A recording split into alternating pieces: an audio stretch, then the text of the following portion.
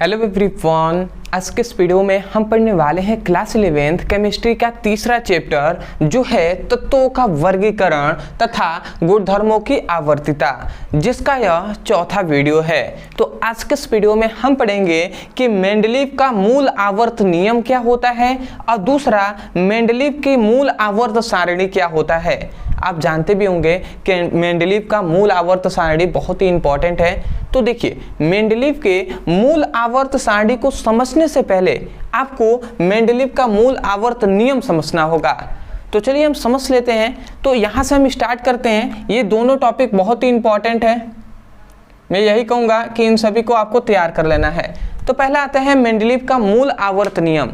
देखिए, मेंडलीव जो वैज्ञानिक थे उन्होंने मूल आवर्त नियम में क्या बताया, उन्होंने सिंपल वे में बता रहा हूं मैं, ठीक है। इस तरीके से जो हमने लिखा उस तरीके से नहीं, सिंपल वे में सुन लीजिए कि सामान्य भाषा में यही है कि मेंडलीव ने ये कहा कि कोई भी तत्व है, ठीक है। उस समय जब मेंडलीव थे उस समय तो बहुत ही कम तत्वों की खोज हुआ था, लगभग 63 से 64 जो तत्व हैं उतना ही खोज हुआ था। इस समय तो 118 तत्वों की खोज हो गया है, ठीक है। तो उस समय लगभग 63 या 64 तत्व थे। तो मेंडलीव ने सिंपल में यही कहा कि कोई भी तत्व है तो किसी तत्वों का जो गुण होता है वो परमाणु भार पर निर्भर होता है। उस तत्व का जो परमाणु भार होगा उसी के अनुसार उसका गुण भी होगा। समझ में आया? अब परमाणु भार क्या होता है, परमाणु क्रमांक क्या होता है, ये सब हमने डिस्कस किया हुआ है। तो इतनी बात आपने समझ लिया। मेंडलीव का कहना यह था कि कोई भी तत्व है तो उसका जो गुण होता है उसके परमाणु भार पर निर्भर करता है, ठीक है। मतलब जो क्या होता है, किसी भी तत्वों का जो भौतिक और रासायनिक गुण होता है वो परमाणु भारों के आवर्तीय फलन होते हैं, ठीक है। तो अभी हम आपको समझाएंगे, ठीक है। इतनी बात आपने समझ लिया, बेसिक तो हमने बता ही दिया। यहां से समझते हैं। देखिए, हमने लिखा है इस नियम के अनुसार। इस नियम के अनुसार का मतलब मेंडलीव के मूल आवर्त नियम के अनुसार तत्वों के भौतिक व रासायनिक गुण परमाणु भारों के आवर्तीय फलन होते हैं। मतलब परमाणु भारों के आवर्तीय फलन होते हैं। सिंपल में समझिए तो जो तत्वों का भौतिक व रासायनिक गुण होता है वो परमाणु भार पर निर्भर होता है। इसका मतलब क्या हुआ, अर्थात कहने का मतलब यह है कि जब तत्वों के परमाणु भार को बढ़ते हुए क्रम में रखा जाता है तो क्या होता है, तो जो क्या होता है, जो हमें सारणी प्राप्त होता है, ठीक है, तो उस सारणी में जो गुण धर्म होगा, जो तत्व होंगे उनका सामान्य गुण होगा, ठीक है। अभी आपको समझ में आएगा। यहां से हमने लिखा है अर्थात तत्वों को उनके परमाणु भारों के बढ़ते हुए क्रम में रखा जाता है। मतलब जो तत्व है उनके परमाणु भारों के बढ़ते हुए क्रम में रखा जाता है। तो एक निश्चित अंतर के बाद समान गुणधर्म वाले तत्व प्राप्त होते हैं। एक निश्चित अंतर के बाद सामान्य गुणधर्म वाले तत्व प्राप्त होते हैं। अतः इनका कहने का मतलब था कि तत्वों का जो क्या होता है, तत्वों के जो मूल लक्षण होता है या मौलिक लक्षण होता है वो क्या होता है, परमाणु भार होता है, ठीक है। तो ये है मेंडलीव का मूल आवर्त नियम। इसका सिंपल सा यही कहने का दो ही आप याद रखेंगे। इसका मतलब यह है कि जो क्या होता है, कोई भी तत्व होता है तो उसका जो गुण होगा वो परमाणु भार पर निर्भर करेगा। ये मेंडलीव ने कहा था। अब मेंडलीव ने ये कहा था कि यदि हम परमाणु भार के बढ़ते हुए क्रम में तत्वों को रखते हैं तो एक निश्चित अंतर के बाद हमें समान गुणधर्म वाले तत्व प्राप्त होंगे। यही बात इन्होंने कहा हुआ है।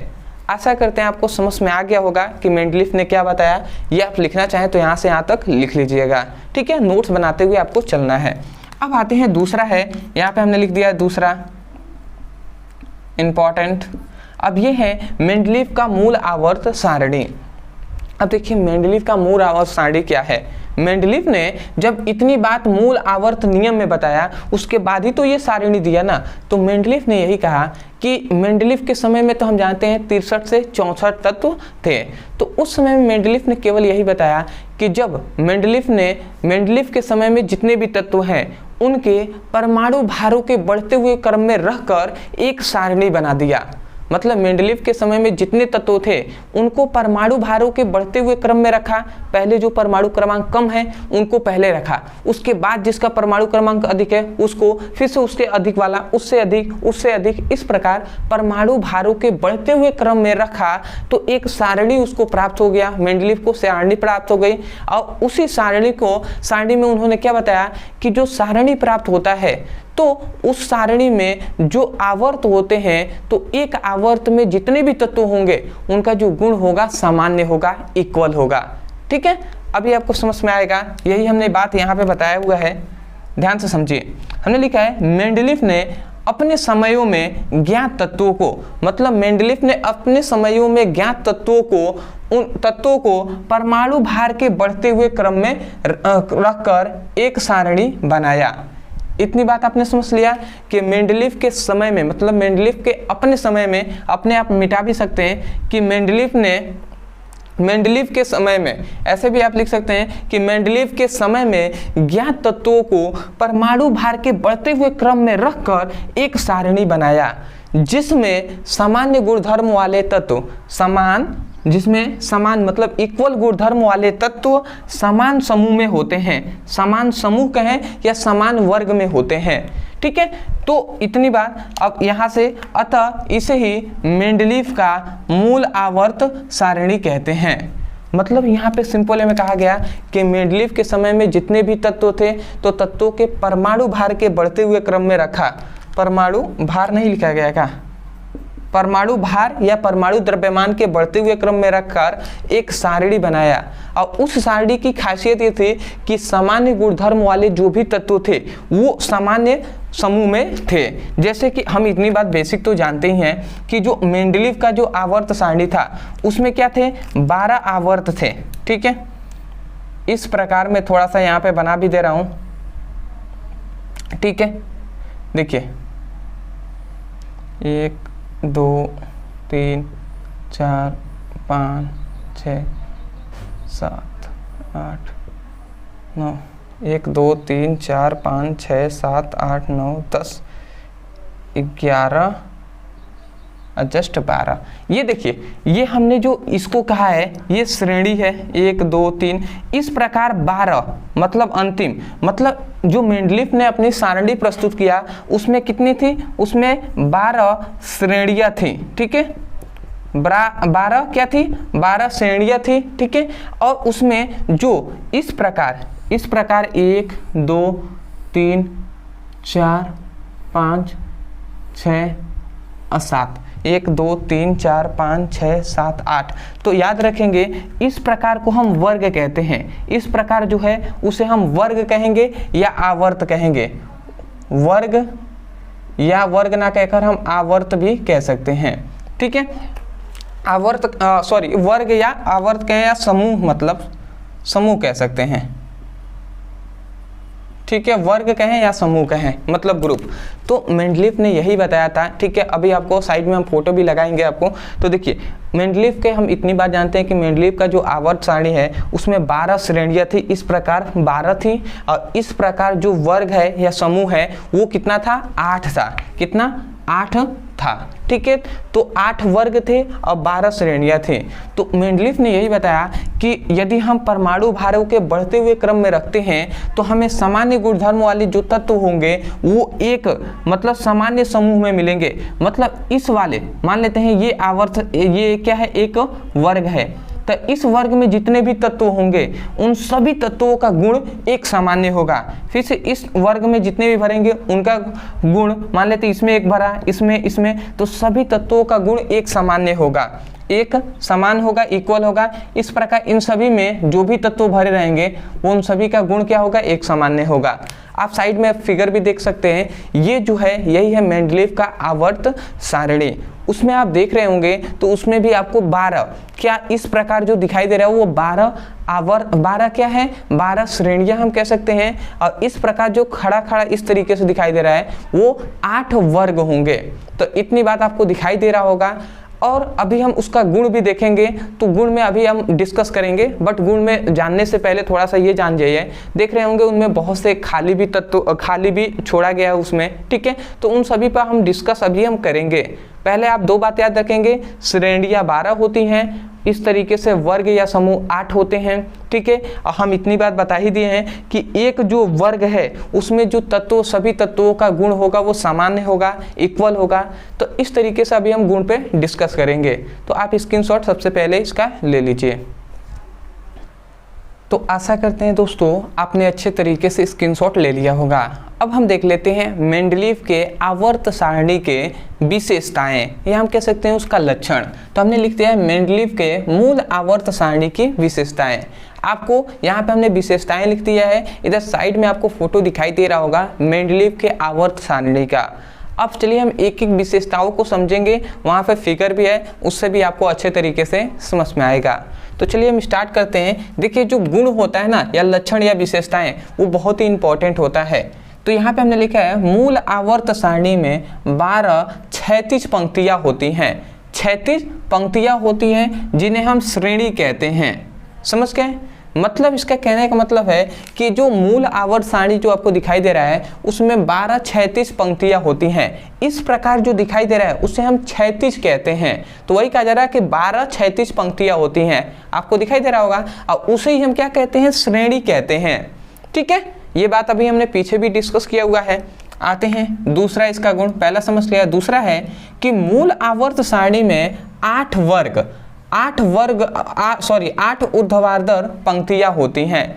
मतलब यहाँ पे कहा गया कि जो मेंडलीव का मूल आवर्त सारणी है उसमें क्या होता है, 8 ऊर्ध्वाधर पंक्तियां होती हैं। इस प्रकार को हम ऊर्ध्वाधर कहते हैं। तो 8 आपको दिखाई दे रहा होगा ऊर्ध्वाधर पंक्तियां होती हैं, ठीक है, जिन्हें वर्ग या समूह कहते हैं। आप वर्ग भी कह सकते हैं, समूह भी कह सकते हैं, समूह मतलब ग्रुप भी कह सकते हैं। ठीक है, इसमें तो कोई है नहीं। तीसरा आप समझिए, तीसरा थोड़ा सा डेप्थ में समझिएगा।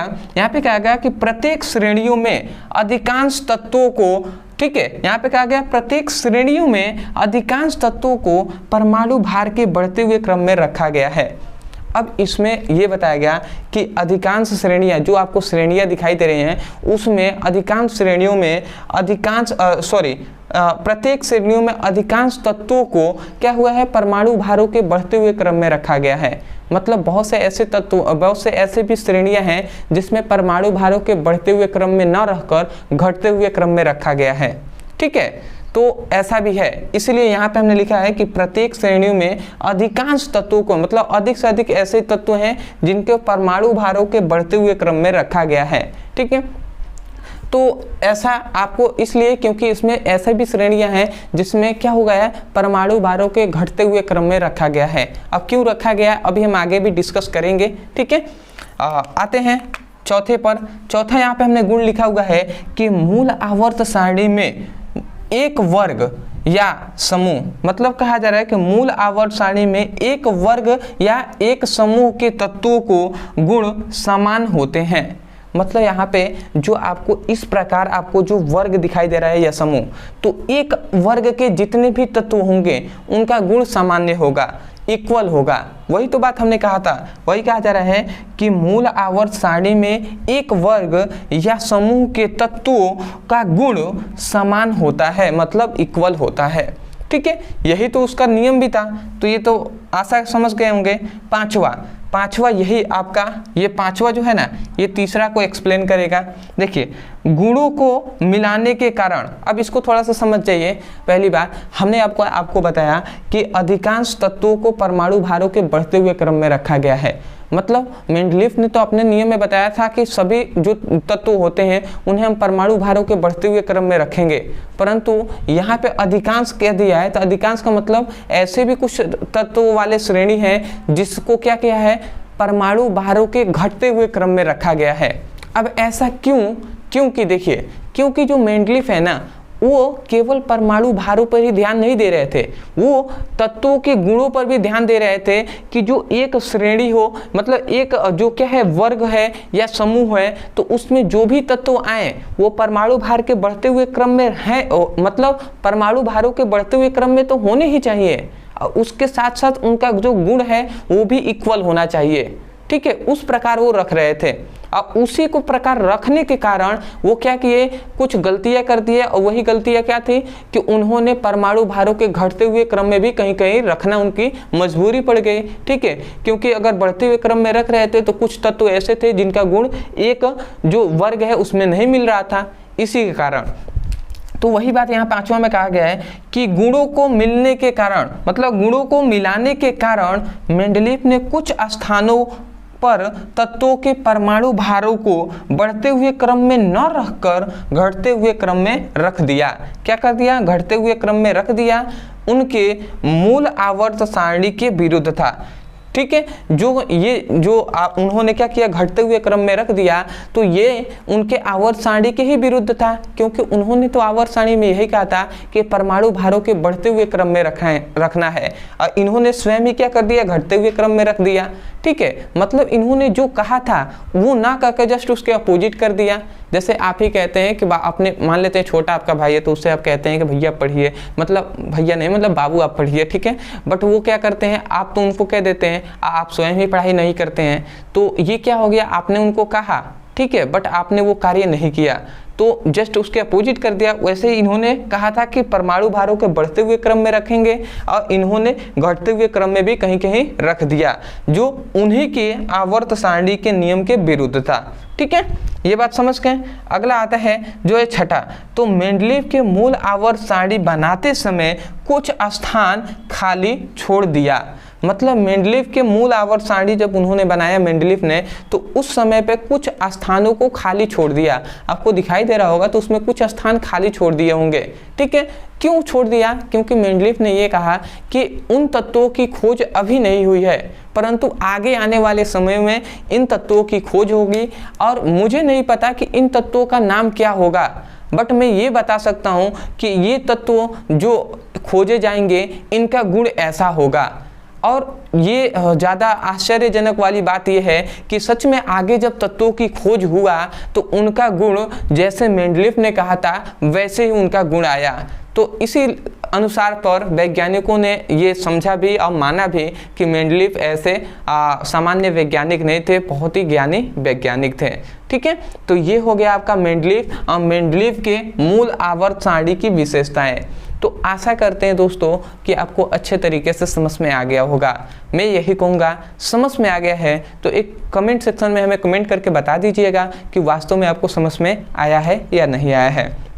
दूसरी बात, यदि आप चैनल पर नए होंगे तो चैनल को तो आप जानते हैं सब्सक्राइब कर देना है, क्योंकि आगे भी ऐसे ही कंटेंट मिलता रहेगा आपको। तीसरी बात यह है कि यदि आप सीरियस है क्लास 11 के पढ़ाई करने के लिए, तो आप जाइए चैनल के प्लेलिस्ट में, वहाँ पे फिजिक्स और केमिस्ट्री दोनों का प्लेलिस्ट मिलेगा, उस पर क्लिक कीजिए और वहाँ से बेसिक टू हाई अपनी पढ़ाई कीजिए। या डिस्क्रिप्शन में भी हम लिंक दे देंगे फिजिक्स और केमिस्ट्री का, यदि प्लेलिस्ट ढूंढना नहीं आता डिस्क्रिप्शन में लिंक है, फिजिक्स और केमिस्ट्री पर क्लिक कीजिए, वहाँ से पढ़ाई कीजिए। और तीसरी ये बात है कि कोई टॉपिक है जो आपको समझ में नहीं आता है, मान लेते हैं स्कूल में कोचिंग में समझ में नहीं आया कोई टॉपिक, तो उस टॉपिक आइए और नाम लिखिए यूट्यूब पर, अंत में हमारे चैनल का नाम लिखकर सर्च कर दीजिए, आपको वो फिजिक्स का हो या केमिस्ट्री का वो टॉपिक आपको बिल्कुल वो मिल जाएगा, तो वहाँ से उसकी पढ़ाई कर लीजिएगा। तो चलिए दोस्तों, आज के लिए इतना ही, मिलते एक बेहतरीन टॉपिक के साथ, तब तक के लिए धन्यवाद।